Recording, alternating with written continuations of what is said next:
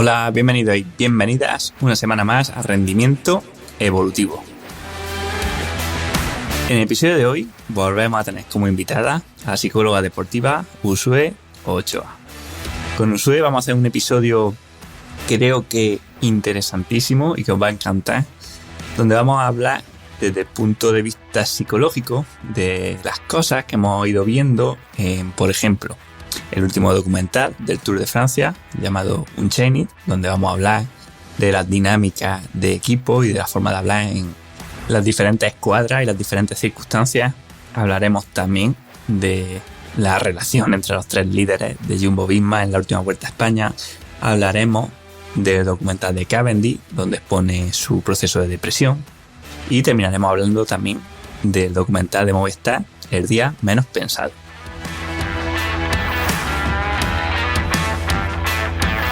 Antes de hablar con Uxue, recordaros, si queréis aprender a entrenaros o a entrenar a otros deportistas, tenéis todo lo que necesitáis saber, bien ordenado y estructurado, además de consulta de todas las dudas o preguntas que tengáis sobre el contenido, en los cursos de ciclismoevolutivo.com.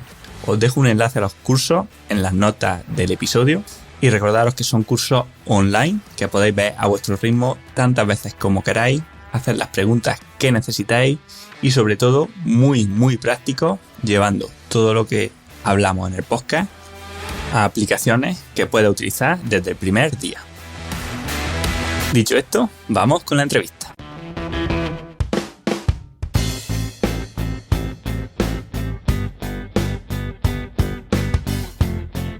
Hola Uxue, bienvenida de nuevo a Rendimiento Evolutivo. Encantada de saludarte, Manu.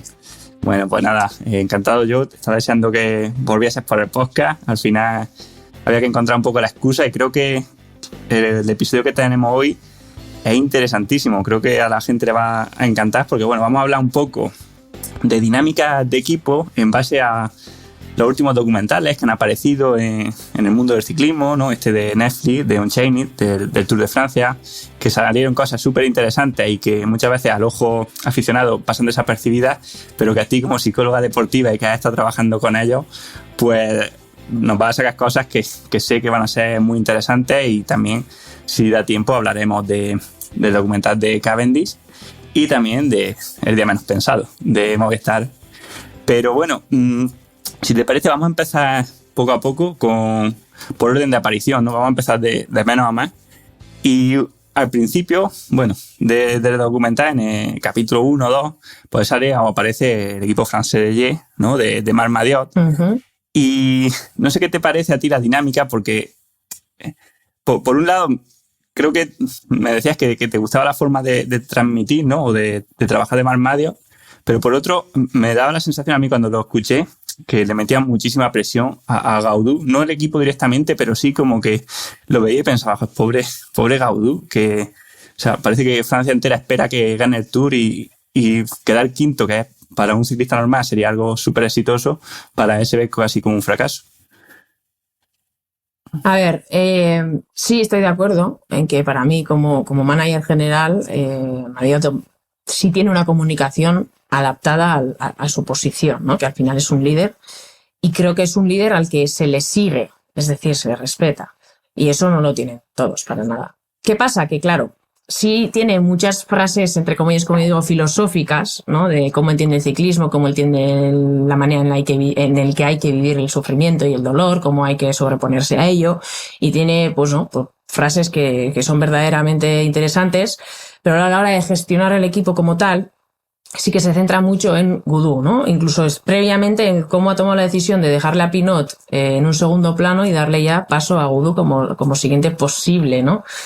Corredor francés que salve aquí los papeles de los franceses en el Tour de Francia. Entonces, sí que la manera en la que verbaliza qué quieren conseguir, con la convicción que quiere conseguir ese resultado, que creo que como objetivo siempre lo ha verbalizado el podium del Tour, con un francés, pues está bien que él sea ambicioso, pero se le olvida preguntarle a Gaudu cómo vive esta presión, este objetivo. Que una cosa es a nivel de ilusión y fantasía, como a todos nos gustaría ser algún momento de nuestras vidas maillot amarillo del Tour, pero cómo lo realmente vives cuando empieza a ser realidad y te lo van a exigir y te lo van a presionar, es ahí donde creo que no hay una conexión entre corredor y manager o incluso directores, ¿no?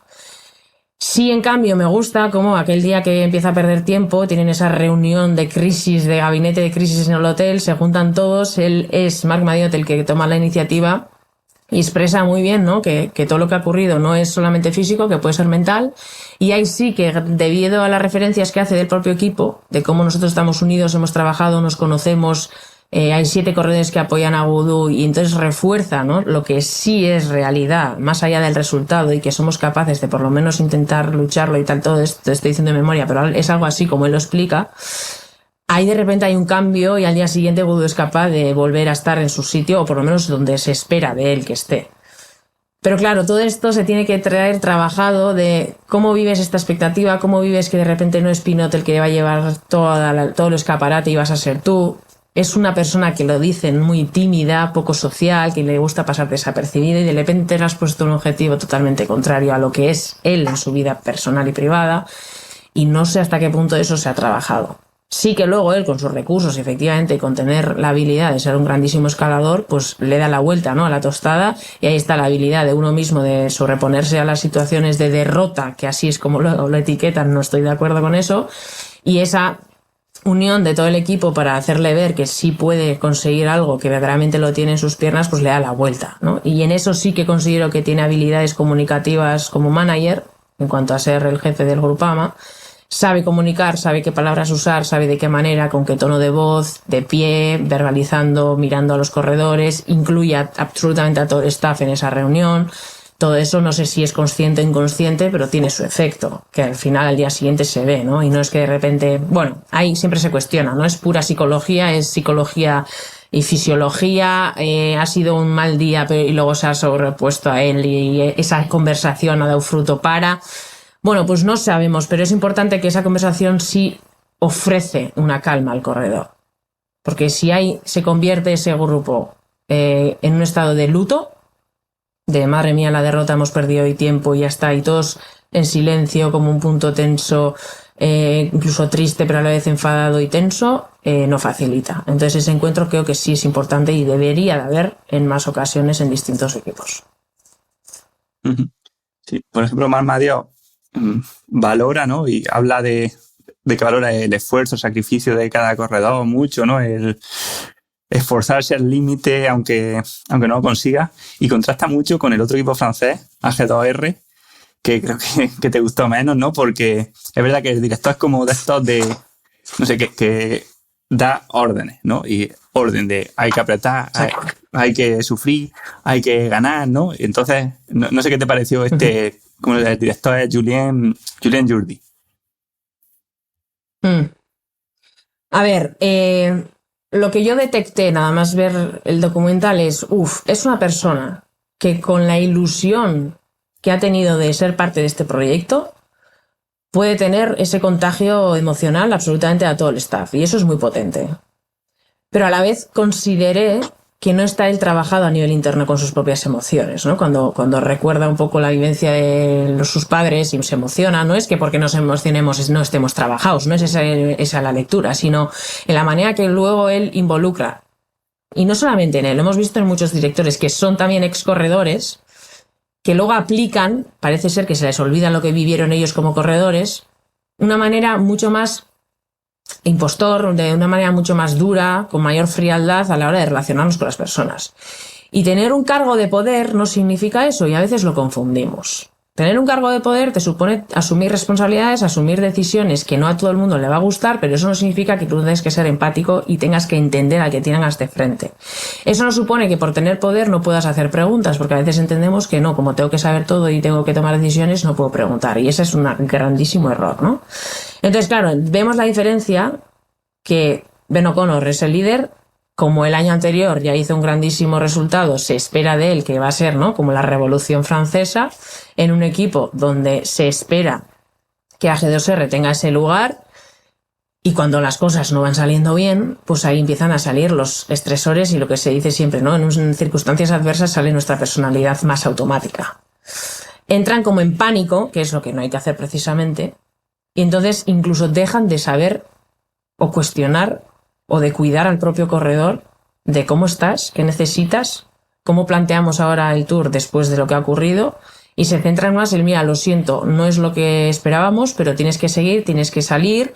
Y en ese momento es Ben O'Connor el que dice, oye, me duele, necesito una radiografía, y lo pide como con voz bajita, incluso miedo, a ver qué va a suponer que yo pida esto. Entonces, claro, ahí de repente empezamos a olvidarnos de las necesidades del equipo y empezamos a funcionar desde el individuo. Entonces ya hemos roto la cohesión.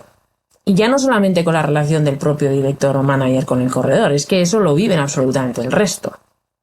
Luego tienen un momento de éxito, ¿no? Con Jungels, que lo ganan, y entonces es como se tranquiliza absolutamente todo, pero incluso la victoria de Jungels hace que el equipo no esté para nada cohesionado, y esa tensión, ese miedo, ese madre mía, no hemos venido con un líder, no ha salido, no ha funcionado, está lesionado, y cómo se ha gestionado el cuidado de la persona. Porque ya hablamos de personas, ya no hablamos de corredores.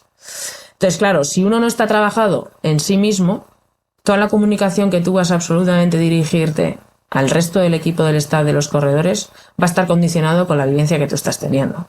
Y eso uno lo debe de trabajar, porque no se puede contagiar de esa manera. Porque el primero que tiene dolor es Ben O'Connor. Físico, emocional y mental. Que el líder se nos caiga condiciona absolutamente a todo el equipo. Y la ilusión que todos teníamos y todos proyectábamos, de repente se ha roto.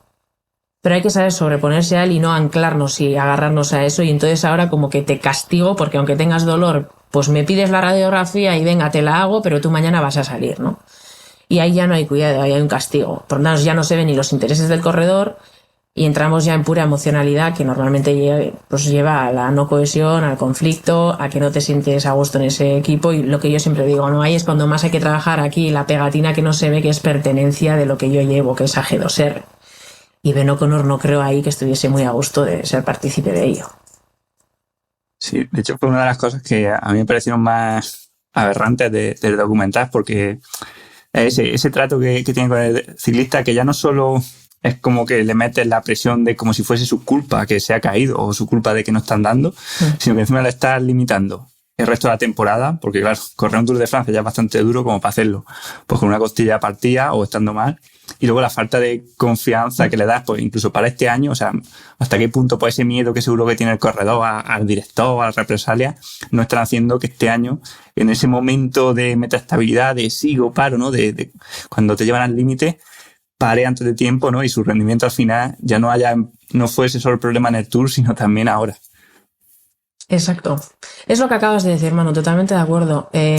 Si la pertenencia de equipo tiene una cohesión que facilita que yo me sienta a gusto, incluso no teniendo un buen rendimiento, estando lesionado o estando en una circunstancia que no me facilita tener un buen rendimiento, el hecho de ser parte de esto que para mí es importante y me agrada, siempre va a potenciar algo en ti. Ahora, incluso estando bien, si esa pertenencia y esa cohesión no está trabajada, el hecho de ser parte de algo que a ti no te hace estar del todo a gusto siempre va a ser un limitante. ¿Limitante en qué sentido? Pues que en el momento que te piden el 100%, pues tú igual darás el 90%. En el momento que te diga no vas a correr esto y vas a correr lo otro, pues tú decides esforzarte más o menos. Entonces, detrás de absolutamente cada rendimiento está detrás el equipo, porque como bien terminan diciendo, ¿no? En el documental es, si se entiende el ciclismo como un deporte de equipo, estaremos satisfechos de que el documental ha conseguido un objetivo, ¿no? Que era ese. Y eso se nos olvida. Entonces, uno puede estar mal, pero el equipo tiene que estar detrás siempre para potenciar y sumar. Y nos encontramos que normalmente es todo lo contrario.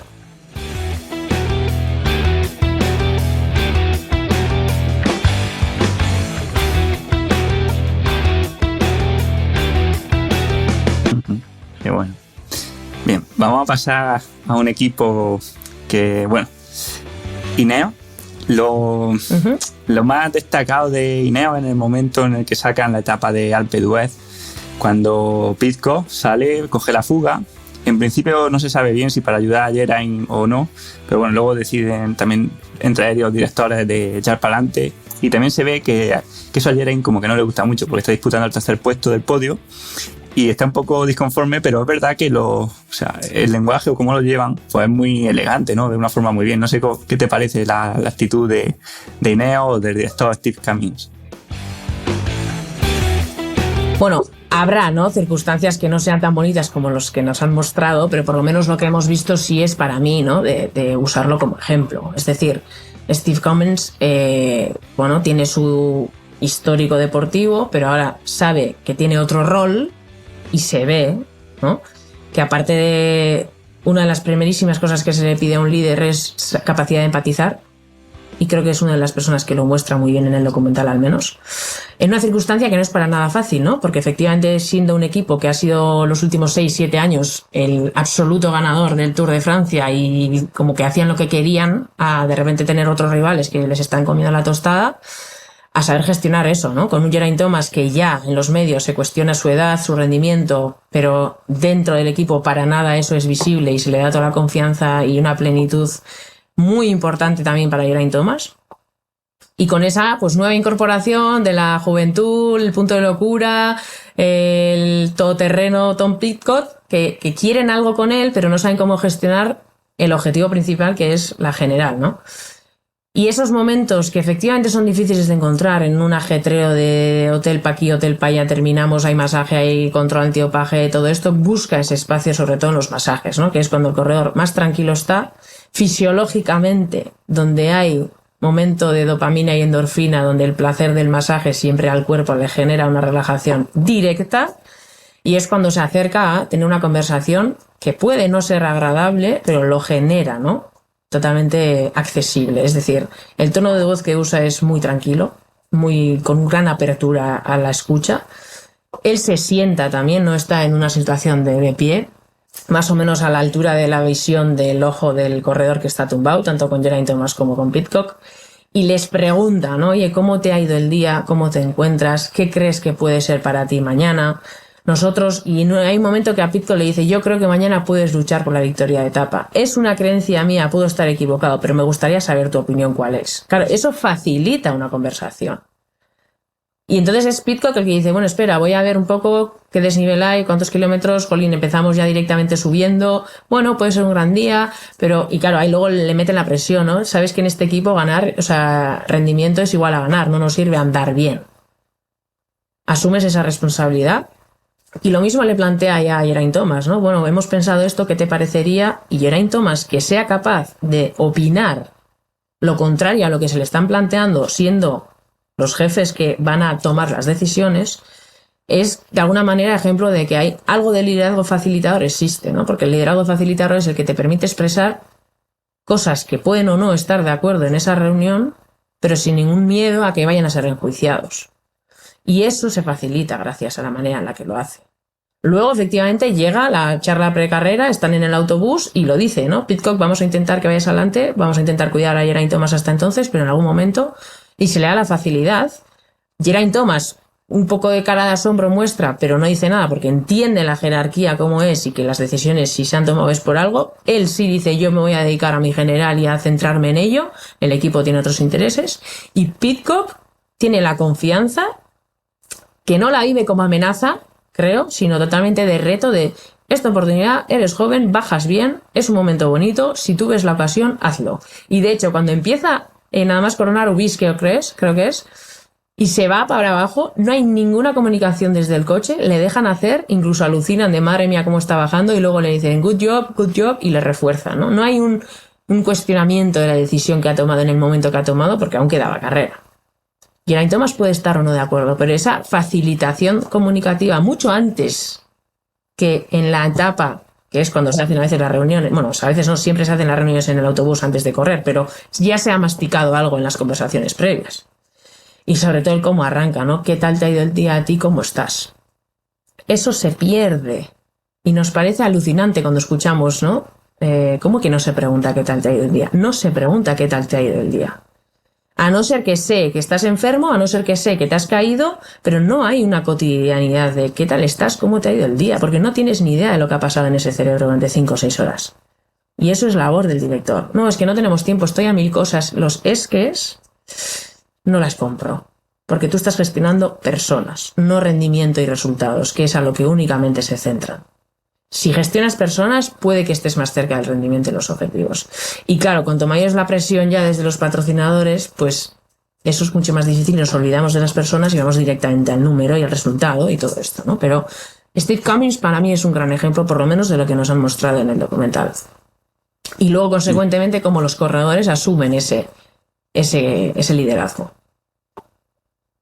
100%. También me ha gustado, para añadir, ahora me he acordado, es el único equipo que por lo menos muestran que tienen un PowerPoint en la charla del autobús con los roles asignados a cada corredor.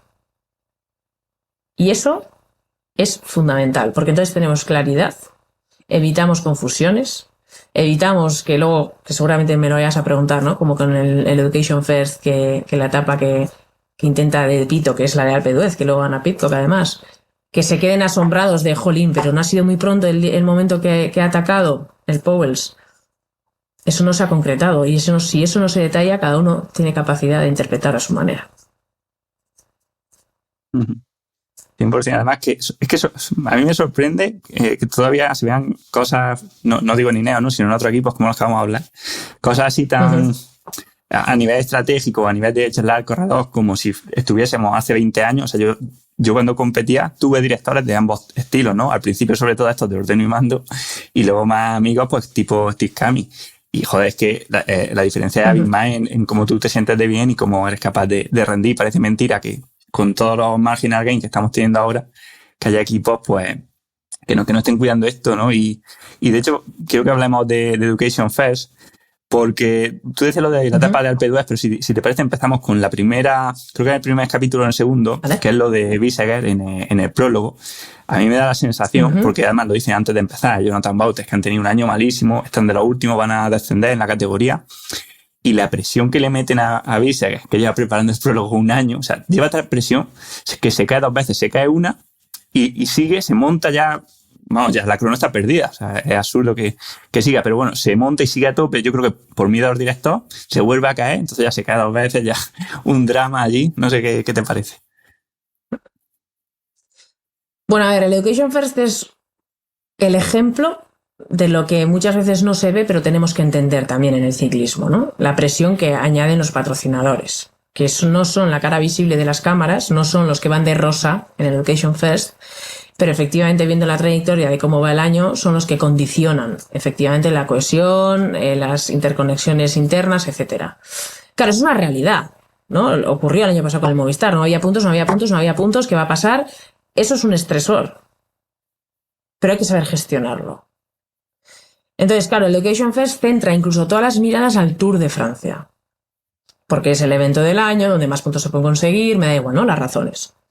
Concretamente, llaman, ¿no?, al prólogo el proyecto Stephen durante un año. Nos vamos a dedicar a darte tiempo, material, económico, para que tú hagas una buena prólogo, porque así vete a saber cómo le han hablado hasta entonces, ¿no? Y ese es el individuo que tiene que asumir, primero, intentar dar su mejor rendimiento con los aprendizajes obtenidos, túnel del viento, etcétera, más toda la mochila de todo el Education First, y no solamente los que estamos en el autobús, sino los patrocinadores esperan mi rendimiento de este día. Eso, yo creo que no hay nadie ha nacido para llevar algo así en la mochila. Porque entonces nos centramos en lo que tengo que conseguir en vez de en lo que tengo que hacer. Y todo el discurso, tristemente, de Jonathan Bautes es: tenemos que conseguir puntos, tenemos que hacer un buen resultado, tenemos que brillar, porque si no se nos cae. Y no se escucha mucho el discurso de qué tenemos que hacer, en qué nos tenemos que centrar, en qué sí somos buenos. Incluso me llama la atención el director Charlie Wegelus, que no sé cómo pronuncia exactamente, ¿no? Cómo habla, por volver un poco a la comunicación no verbal, etcétera, ¿no? Está en el autobús, la charla del autobús lo hace sentado en la escalerita esa al lado del conductor, por debajo de los corredores, habla como desganado y es inicio del Tour. Cómo luego verbaliza, ¿no? Ojo, pues creemos que somos un equipo que se nos relaciona como donde hay cachondeo, humor y buen rollo, pero yo no quiero que sea así nuestro escaparate. Bueno, ya estamos teniendo un problema. Si tú crees que la gente te ve así, algo tendréis que proyecta eso. Si no lo quieres, tendrás que cambiarlo, o si no, si ya te ven desde ahí, potencialo, porque para nada yo lo veo malo. Que sea un sitio donde haya humor, cohesión, que se lo pasan bien, es un sitio donde se pasa bien. Ahora, hace falta rendimiento, vale. Entonces, claro, si nos centramos en lo que tenemos que conseguir, porque tenemos una alerta de cuidado, como no hagamos bien, se nos van los patrocinadores, te olvidas en el proceso. Es así. Pero es como cuando al corredor se le dice, no, si haces una buena no sé qué carrera, estarás en el 8 del Tour. Ese corredor ya no se centra en la carrera, ni en el eurómetro, ni en comer, ni en beber, se centra ya en el premio que puede tener su rendimiento. Entonces ya seguramente esa carrera no le salga bien. Y eso es una frase que yo trabajo mucho, no te centres en lo que tienes que conseguir, céntrate en lo que tienes que hacer. Y Jonathan Barguet creo que se olvidó de esto, y por eso todo su discurso, cuando tiene habilidades comunicativas, las tiene, me parece que las tiene, entraba más desde ese pánico de, un día menos, nos ha caído la crono, a ver qué pasa, cómo nos va, todo el rato en esa tensión, en esa alerta que como líder la puedes tener, pero no la puedes transmitir a los corredores. Y para ser un equipo donde está la risa y el buen rollo, menos Urán, que sabemos cómo es, el resto están con una expresión muy seria, muy contenidos, apenas hay comunicación de los corredores, por lo menos en el documental, solo se muestran a los líderes como si vosotros no habléis. No sé, ¿no? No hay para nada ese estado de calma que en un tour nunca hay, donde se facilite la ocasión de, bueno, pues tenemos una circunstancia complicada, pero vamos a intentar hacer lo mejor posible. Nos hemos centrado en cohesionar, hemos hecho esta concentración en altura de todos los que vais a venir al Tour, sabemos que la potencialidad nuestra está aquí y totalmente intentando potenciar en vez de recordar el riesgo que estamos todo el rato teniendo. Bien, pasamos al equipo Alpecin, que bueno, tienen un tour un poco malo porque Van der Poel no están dando, ¿no?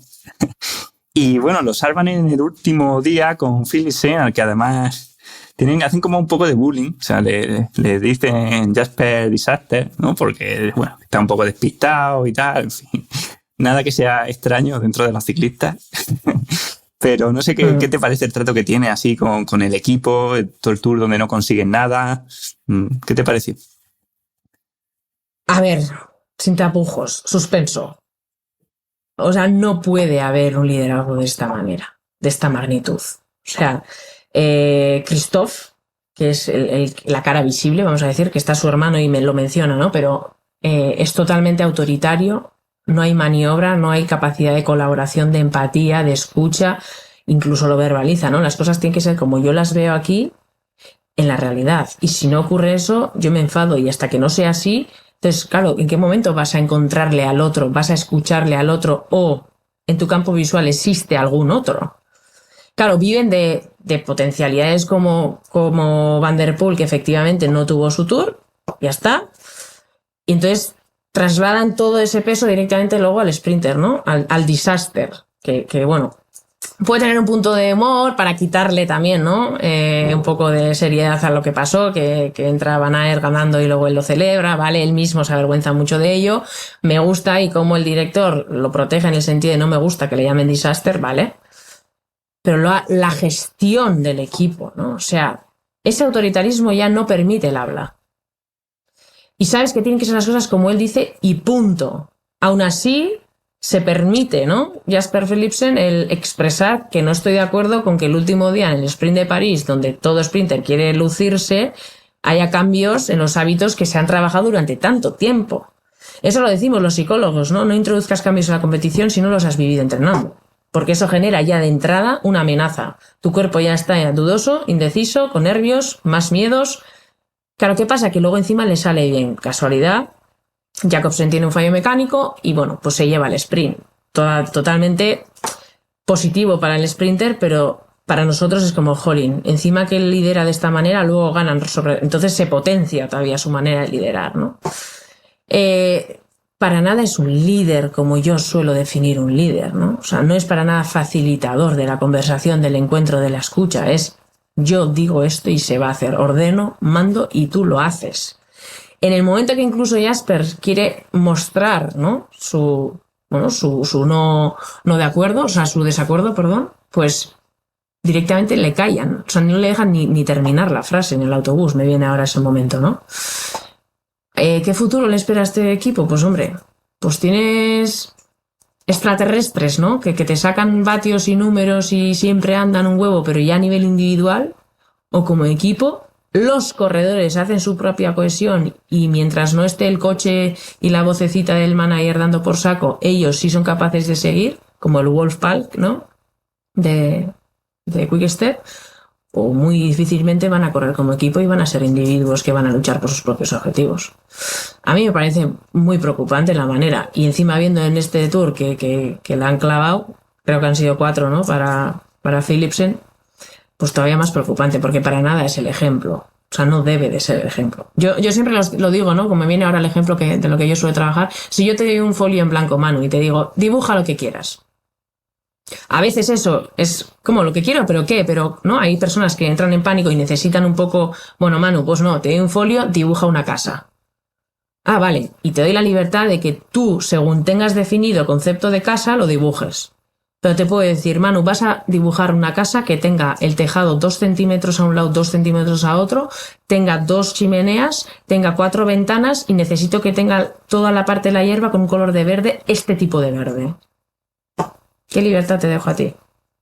¿En qué momento me he preocupado si mi definición de casa es la misma que tú estás definiendo por casa?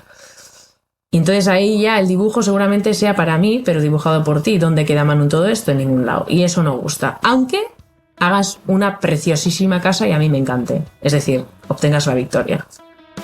No la vas a disfrutar de la misma manera ni la vas a saborear igual.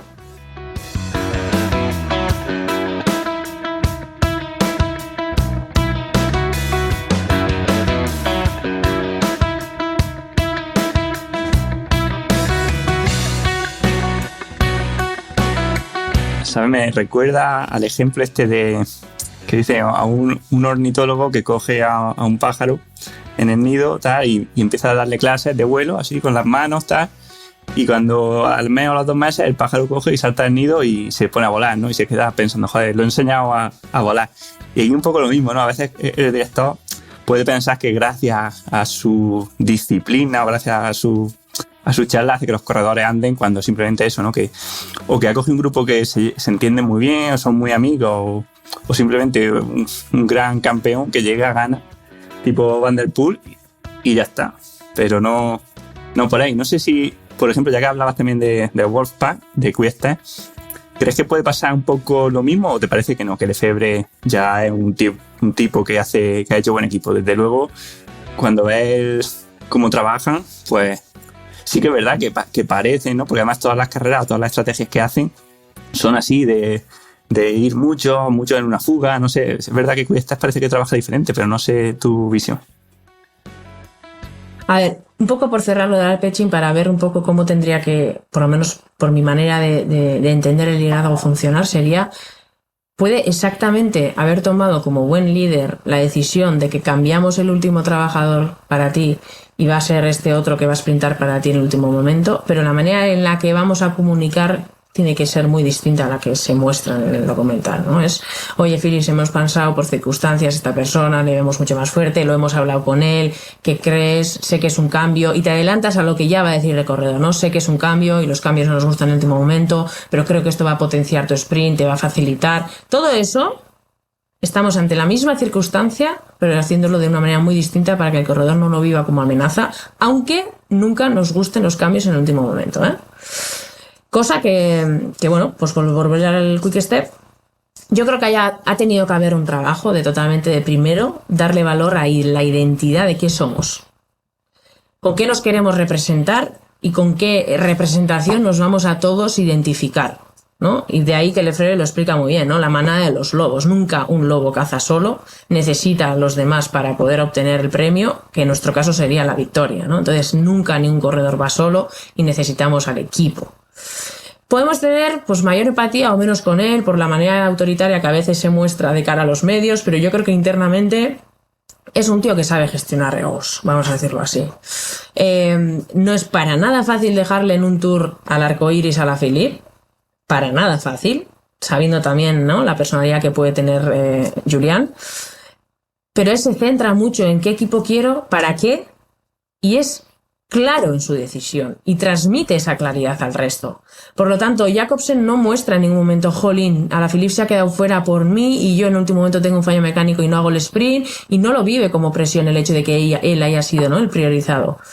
hay de repente cohesión y todos saben a lo que van y todos saben qué tienen que proteger. Y creo que es de los pocos equipos en el documental que se compara con los demás.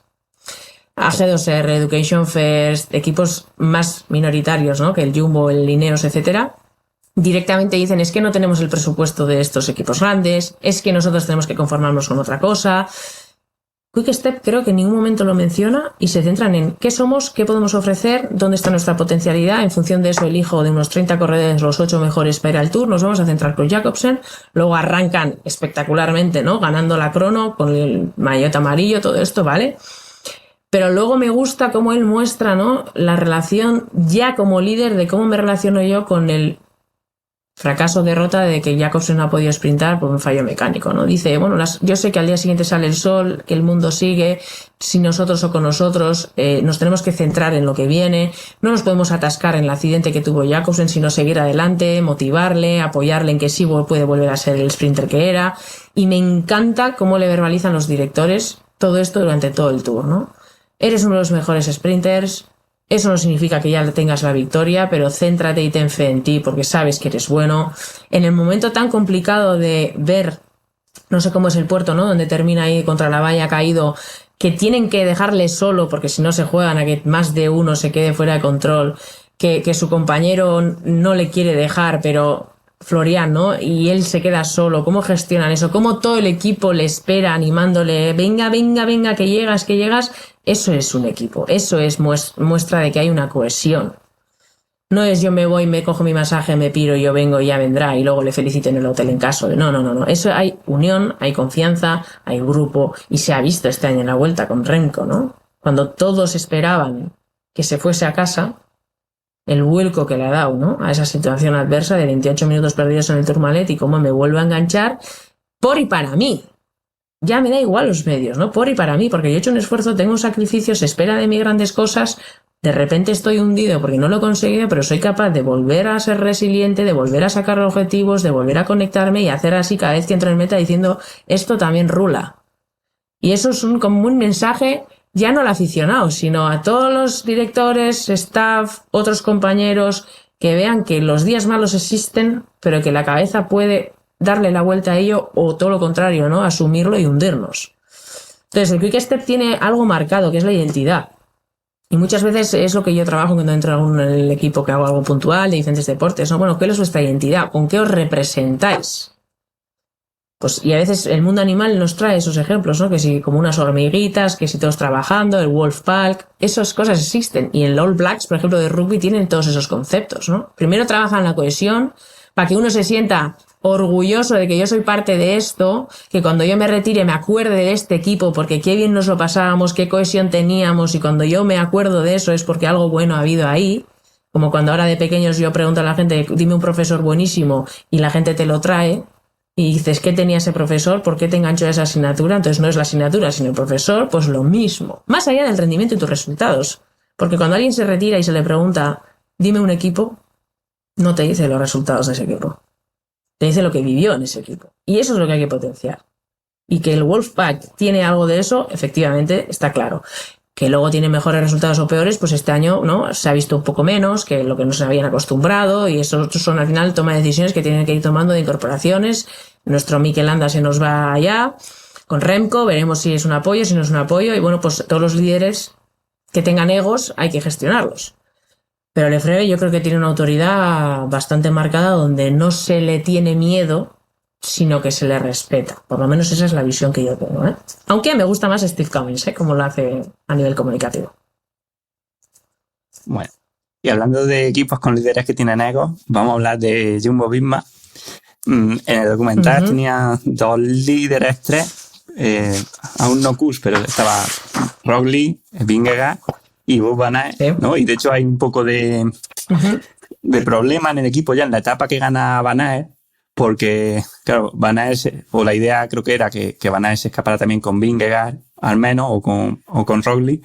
Lo suelta justo coronando 2 segundos y Van Aert sigue. Entonces luego se ve como Vingegaard está enfadado y sí que se habla un poco como a espaldas, ¿no? Como que Vingegaard le dice al director que no le gustó, luego el director va y se lo dice a a Van Aert, que el próximo día que lo espere, ¿no? Y ahí sí que tienen como un poco de pelea. ¿Qué te parece cómo lo gestiona el equipo? Por ejemplo, el director deportivo, que es Christian Nierman. A ver, es gestión. Puro y duro, realidad. O sea, no todo va a ser fácil y cuando tienes lo mejorcito en tu equipo, pues tienes que saber cuidarlos, escucharlos y ponerlos a cada uno en su sitio y darles el protagonismo que necesiten sin que uno se ponga celoso del otro. Eso es muy difícil. Efectivamente, yo creo que fueron con dos líderes claros, Primož Roglič y Jonas Vingegaard. Se les introduce un tercero porque quiere pelear sus propias etapas, aunque él sabe que tiene que trabajar, pero también yo muestro mi pancarta de quiero estar aquí. Y ahí es donde a veces hay sorpresas, ¿no? Incluso en las caras de los propios directores y corredores cuando lo solicita, aparece la tensión, ¿no? A ver, Wout van Aert es un claro líder innato, ¿no? No tiene miedo a expresarlo ni a pedirlo en la charla del autobús. Jonas Vingegaard es el que lo traga y le dice, ¿no? Luego al papá, que en ese caso es el director, y es el que luego muestra, ¿no? Un poco la calma o por lo menos las decisiones serias. A mí me encanta Roglič, que pasa desapercibido, cómo él asume las circunstancias adversas, que se cae, que le dejan solo el día en los adoquines, que para nada priorizan su liderazgo y él como lo asume diciendo, bueno, esto es lo que hay, es un sitio, una circunstancia en la que yo no puedo cambiarlo, por lo tanto yo me centro ya en el futuro, en los siguientes procesos y objetivos que tengo que marcarme y es una pasada que como corredor de esas características con la trayectoria que llevaba asuma esa circunstancia de equipo, cosa que pues luego Wout van Aert le cuesta, ¿no? A veces hace como que te he oído pero no hago lo que quiero. Eso hay que frenar, hay que limitar. Como cuando yo siempre digo, ¿no? Como si tienes un perro en tu casa y no quieres que se suba al sofá, ¿qué le vas a decir? ¿En el minuto 1 que se ha subido al sofá que no se suba o le vas a dejar 5 o 6 veces que se suba y luego decirle que no? Pues ya la has cagado si lo haces en la segunda vez, ¿no? La primerísima vez hay que cortar. Pero para eso hay que hacer un trabajo previo, ¿no? Sabiendo qué tipo de características tiene a nivel personal y de liderazgo cada corredor. Jonas Vingegaard es un corredorazo a nivel de rendimiento, a nivel de vatios. Pero a nivel de persona se esconde, le cuesta mostrarse, ¿no? Es más tímido, callado, que necesita ser acogido y protegido. Wout van Aert ya es él no necesita protección, ya él se confía en sí mismo, se cree en sí mismo, incluso hay un momento que dice, dudo más de lo que la gente se cree, ¿no? Pero se conoce tan bien que sabe pedir. Y entonces es cuando tambalea el propio equipo, ¿no? Pero también el equipo le permite que se dé esa ocasión de pedir. Luego, efectivamente, es el jefe el que tiene que coordinar todo esto. Y Jonas, al final, habla pedaleando, ¿no? Sí, sin el habla, vamos a decirlo así. Que sí le potencia y también al final Wout van Aert se convierte en el segundo padre de Jonas.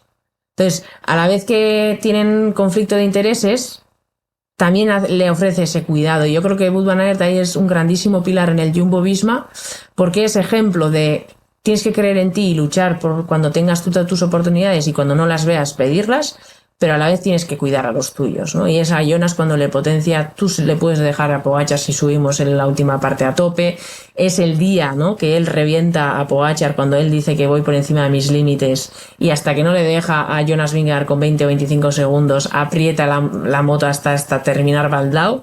Y luego es Jonas el que tiene ese ejemplo de compañerismo de le voy a dejar ganar la crono si la crono va a estar entre él y yo. Pero claro, todo viene desde el inicio, que todo el discurso del Jumbo es en plural. Nosotros hemos venido a ganar el Tour. Y Jonas dice, si conmigo, si con Primož, lo importante es que gane Jumbo. El único que habla un poco más individual es Wout van Aert, ¿no? Yo tengo unas etapas, yo quiero ganar también, a mí me gusta ese puntito de dolor para intentar conseguir un buen objetivo. Y eso, efectivamente, hay que saber gestionarlo. No apagarlo ni evitarlo, porque eso es una potencia brutal, incluso es un ejemplo para el resto. De hecho, todo Dios habla muy bien de Wout van Aert. Pero ese liderazgo, cuando aparece, le frenan bien. El director, Christian Nierman, es frío. Es verdad que no es alguien a quien apetezca, ¿no?, acercarte a contarle, pero como es tan breve y conciso en su comunicación, engancha, es persuador, persuade con su mensaje. Es claro, breve y conciso, es todo el rato claro, breve y conciso. Y hoy es así, hoy vamos a sufrir, va a ser duro, vamos a hacer esto, vamos a hacer lo otro, y eso convence. Eso arrastra. Y en el momento que dice Wood Van Aert, bueno, a mí me gustaría intentar, le dice, espera, primero General Jersey, vamos a cuidar a Jonas y luego ya veremos qué circunstancias hay. Y luego cómo habla desde el coche, con los nervios que tienen ese día que hay no sé cuántos cambios de bici, que no va el día bien, el día que iba a ser llano y tranquilo y se les cae Crosby con el hombro. O sea, toda la gestión, como antes de hablar en el coche hace... se ve, respira un poco, intenta regularse y dice, bueno chicos, vamos a hacer esto, vamos a hacer lo otro, alguien que se quede con tal cual. Esa pausa es súper importante que la demos. No sé si lo hace consciente o no, pero luego el tono de voz lo cuida. Y cuando ya Jonas Vingegaard está para ganar el Tour, no, estoy muy orgulloso de ti, estoy muy orgulloso de ti, estoy muy orgulloso de ti. Claro, a Jonas Vingegaard no le puedes hablar igual que a Wout van Aert. Y ni mucho menos que igual que a Primož Roglič. Porque Jonas igual necesita más estímulo como alguien que te anime que Wout van Aert o Primož, porque ya se animan ellos a sí mismos. Es muy duro, claro, todos queremos ser del Jumbo, pero ojo, hay que gestionar todos los gallitos que hay ahí, y no creo que lo hagan de manera errónea.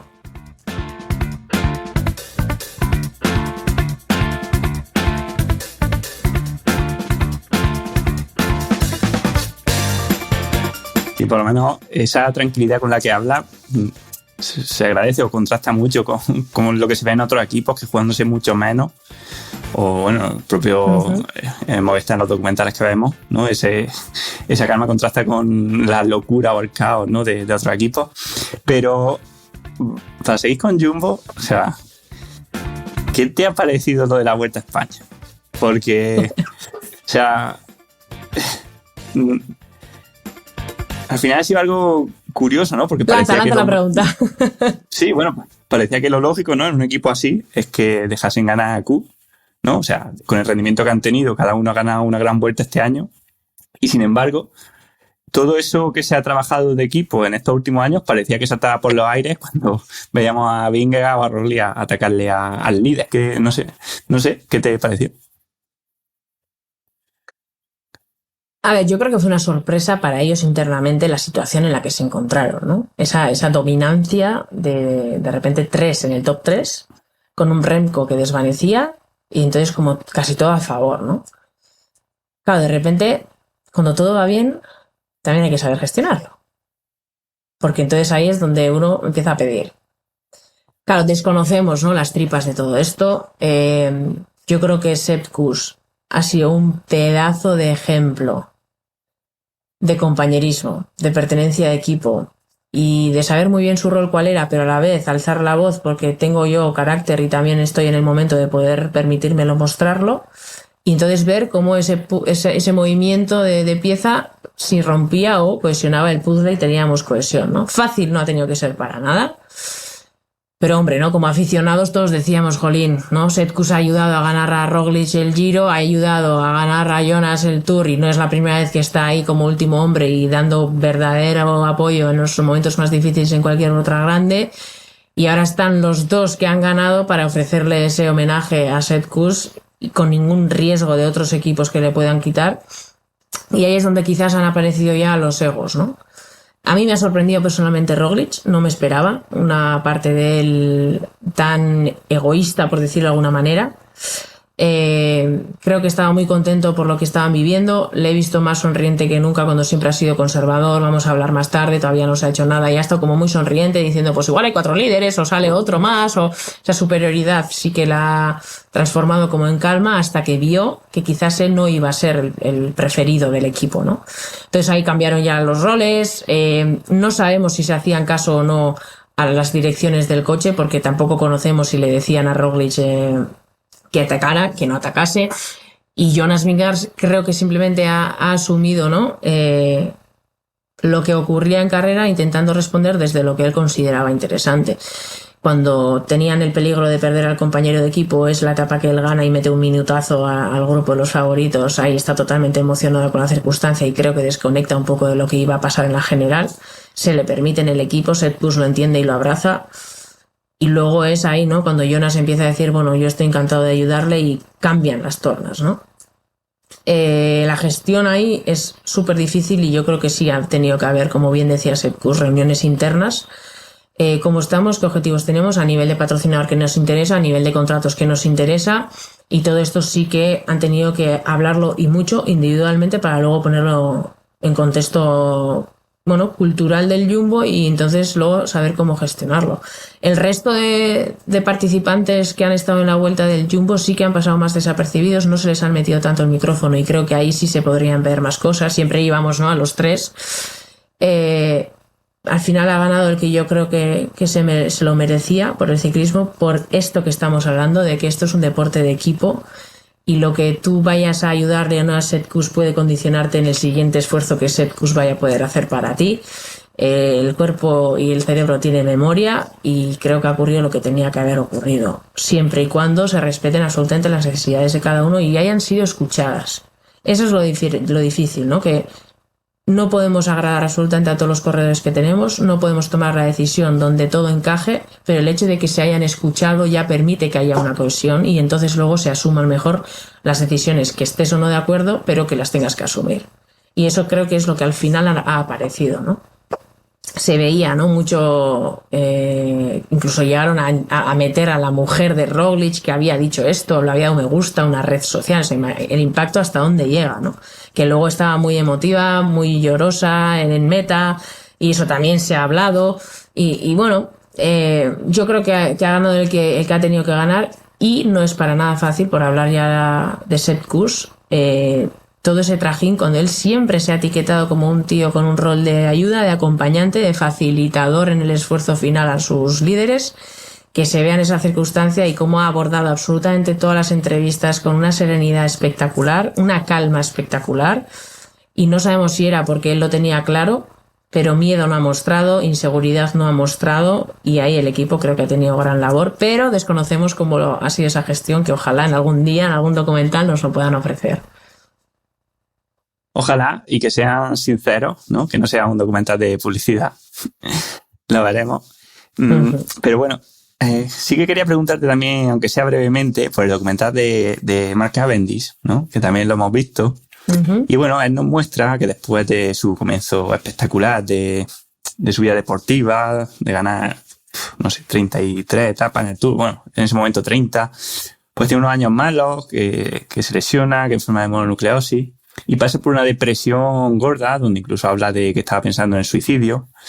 Y luego, bueno, gracias a Quick-Step, en principio, pues bueno, parece que coge un entrenador y un director que confían en él, que le dan mucha confianza, ¿no? El entrenador griego con el que está, y se recupera y también nos muestra un poco lo que es la cabeza en el rendimiento, ¿no? Cómo una persona pasa de ser un campeón a estar destruido deportivamente, a otra vez volver a ser un campeón, aunque tiene ya 35 años, que para un sprinter es incluso más grave que para un escalador, porque la velocidad se pierde mucho antes. Así que bueno, ¿qué te parece como especialista? Muy, muy necesario lo que él muestra. Me sorprendió que Cavendish se permitiera, ¿no?, esa transparencia y que se desnudase de esa manera cuando él mismo lo verbaliza, que él no confiaba ni creía que era pues interesante el trabajo con un psicólogo, la parte emocional, y luego ves, ¿no?, que en su discurso eso está trabajado para que verbalice como lo hace, su propia historia de vida. Bueno, yo creo que es consecuencia de lo que nosotros los psicólogos tantas veces hemos dicho, ¿no? Que una persona no puede alimentarse en el quién soy yo por lo deportista que es únicamente. Yo soy Ushue y me dedico a la psicología, pero no soy psicóloga y luego Ushue, ¿no? Entonces creo que Cavendish sí ha experimentado, por decirlo brevemente y no extendernos, que él se veía en el espejo mientras había victorias, mientras había velocidad y mientras rendía, ¿no? Y eso es lo único que tenía para responderse a ver quién era. Entonces cuando, bueno, las circunstancias empiezan a no ir del todo bien, yo creo que se obsesiona con eso y se machaca tanto. En vez de parar, reflexionar, se va de casa, mucho tiempo fuera, cuando justo es padre, cuando a nivel interno personal es muy importante ese momento de apego, se mata a entrenar a no sé qué horas de la mañana, y es cuando realmente empieza a darse cuenta que no está bien, pero hasta que él se da cuenta, puede tumbar su relación de pareja, de familia, se le hace insostenible todo, ¿no? Hasta que de repente aterriza, le paran y le dicen, no estás bien, tienes que trabajar, ¿no? Ahí es cuando él cambia un poco en chip y empieza a darse cuenta de que por ahí no va bien. Pues vuelve, ¿no? Ahí luego la importancia de lo que estamos hablando hoy todo el día. O sea, de repente que tengas un director y un equipo que confíe en ti, que te muestre por lo menos que te van a dar la oportunidad de que tú vuelvas a reencontrarte como persona y después como deportista para ver si así conseguimos el rendimiento y no al revés, no te doy la oportunidad de que tengas el rendimiento, sino en este proceso que acabo de nombrar, él se empieza a encontrar, empieza a entrenar de otra manera, a analizar los vatios, entrenamientos, sesiones de una manera muy distinta. Y efectivamente es una persona con mucha hambre de victoria que cuando puede se mete el cuchillo entre los dientes y en la mínima oportunidad se le activa esa competitividad, porque sí es una persona que sabe competir, ¿no? A mí me pasa, que hay muchos deportistas, y como te he dicho al inicio cuando hemos hablado antes de empezar a grabar, este año ha sido el año donde más ciclistas World Tour han querido contactar conmigo para hacer un trabajo psicológico. Y te das cuenta que tantos años, con tantas carreras, durante tantas temporadas, y a veces no han aprendido a competir. O sea, saben rendir, pero no han aprendido a competir. Y entonces yo creo que Cavendish esa parte sí la tiene ahorrada, porque sí que lo ha hecho mediante pista, etcétera, pero no ha aprendido a rendir mentalmente. Entonces de repente, ¿no? Quick Step le ofrece esa oportunidad, le dan la confianza, le hacen que se integre al equipo de una manera distinta y no desde el famoseo que ya tenía él, se ve de otra manera y ahí es cuando empieza a escalar nuevamente, ¿no? Es muy ambicioso, incluso obsesivo con conseguir cosas. Ahora tenemos esa circunstancia en la que parece que no se retira y va a ampliar un año más por intentar romper el récord de Merckx.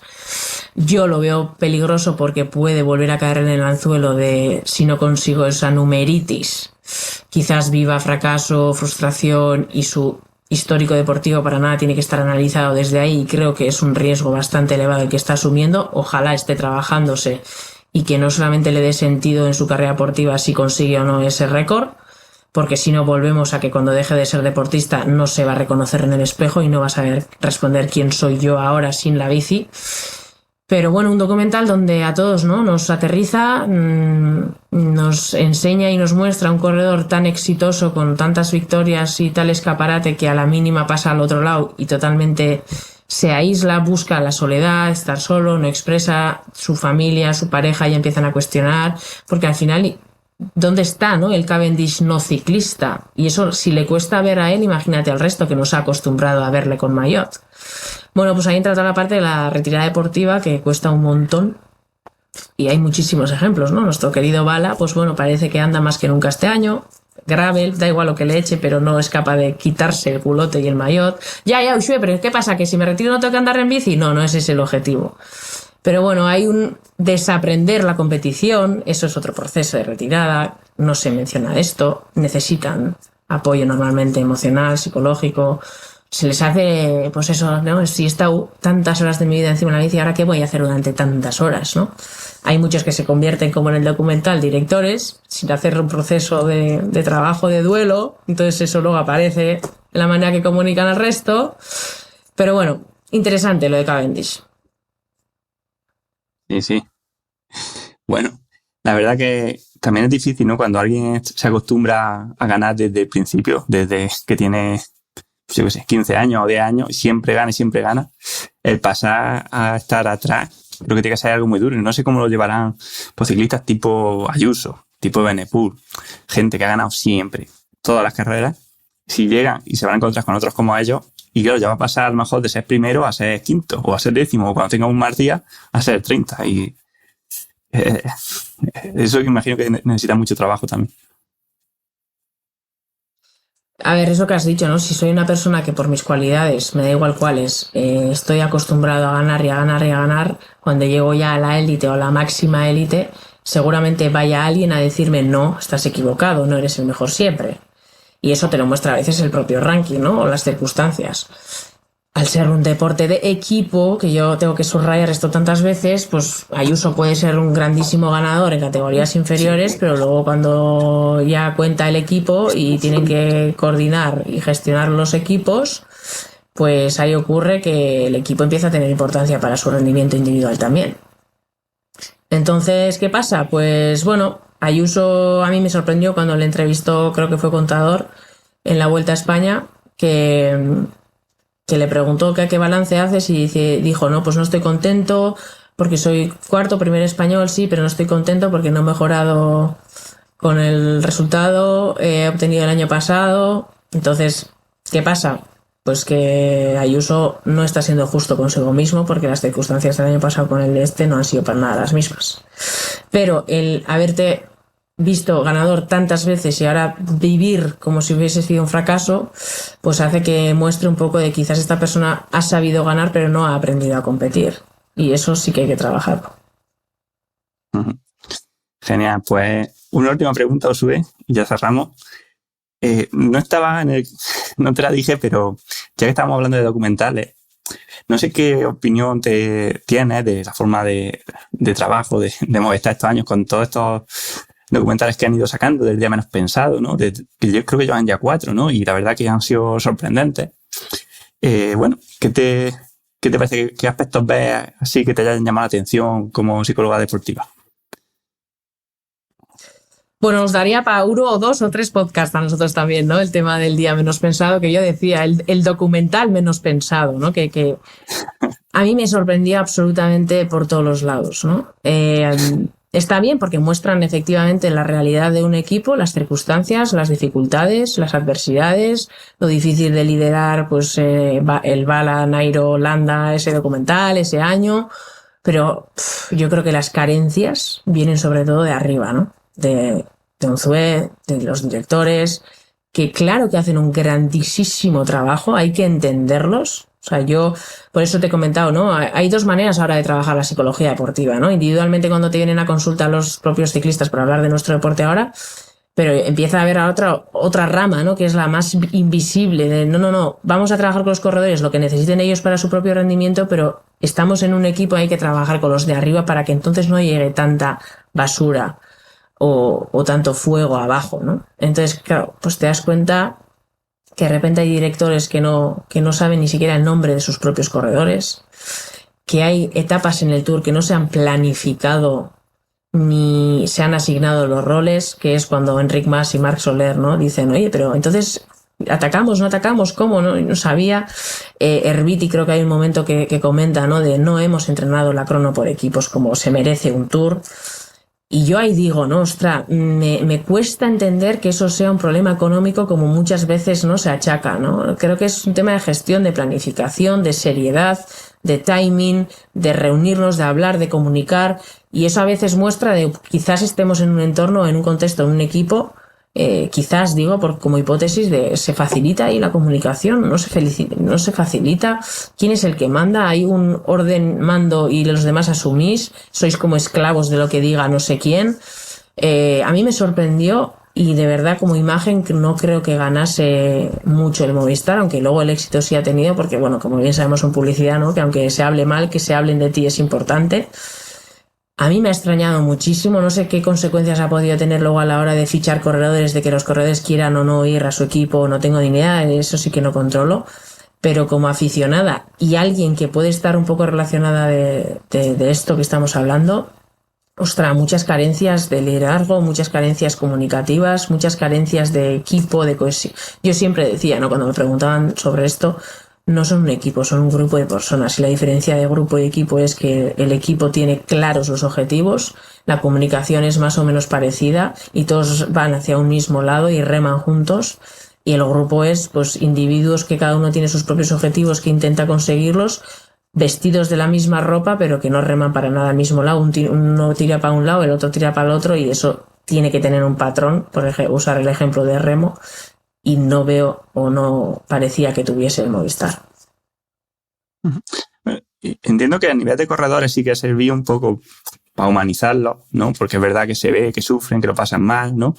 Pero es verdad que a nivel de equipo, pues eso, han mostrado sus costuras, que oye, que está bien, ¿no? O sea, a mí me parece que era muy de alabar las primeras temporadas del Día Menos Pensado porque eran realistas, no como el documental de Jumbo, por ejemplo, del Tour, que a lo mejor solo ponen lo bonito, ¿no? O el de este año, el último de Movistar, que también era ya demasiado procesado.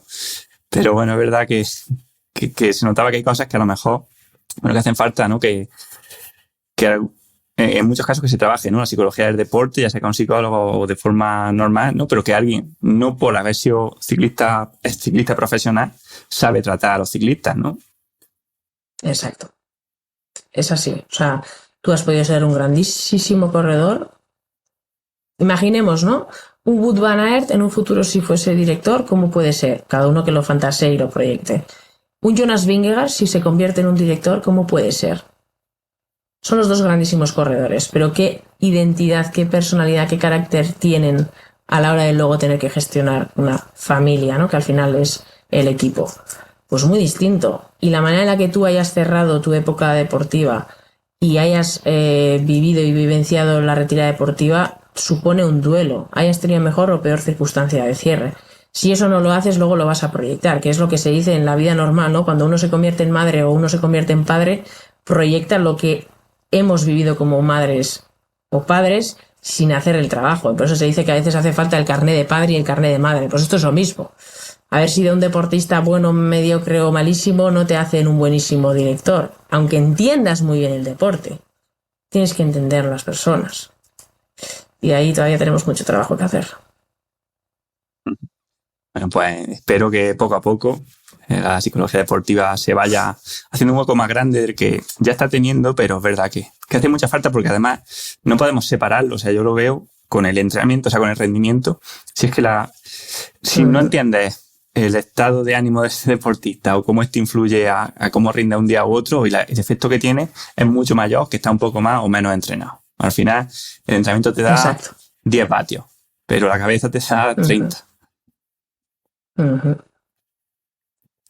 Así es. Yo cada vez estoy más contenta que la psicología tenga cabida, incluso en espacios como los tuyos, Manu. Entonces creo que yo seré la cara visible, ¿no?, de la voz de la psicología, pero que la psicología esté en estos lugares creo que le da la visibilidad que se merece. Hay muchísimo trabajo que hacer a nivel deportivo en muchísimas características, pero hablando del ciclismo siendo un deporte que encima en el documental tantas veces dice, ¿no?, un deporte de ultra resistencia normalmente es individual y aquí aparte de ser ultra resistente tenemos que jugar al ajedrez y hacer tácticas de maniobras de estratégicas, ¿no? Entonces todavía más. Entonces, bueno, pues que le des este espacio, creo que la psicología está muy, muy agradecida de que la invites y que sea yo en este caso personalmente, pues también te lo agradezco muchísimo. Pues ya ves, yo te lo agradezco a ti. De hecho, pues ojalá que no sea la última y que volvamos a repetir porque hemos pasado súper rápido por un montón de temas. Había 15 preguntas que te iba a hacer, pero digo, si la hago no terminamos nunca. Entonces, si tú quieres, pues lo repetimos en unos meses y hablamos de un montón de temas más que seguro que al final yo creo que es un tema que es uno de los podcasts interesantísimos, seguramente sea de, no sé, yo te diría que de top 5 de podcasts que hemos grabado en el podcast, en más de 200 episodios. Así que nada, muchísimas gracias, Usue, y bueno, espero que nos veamos pronto. Igualmente, Manu, un placer.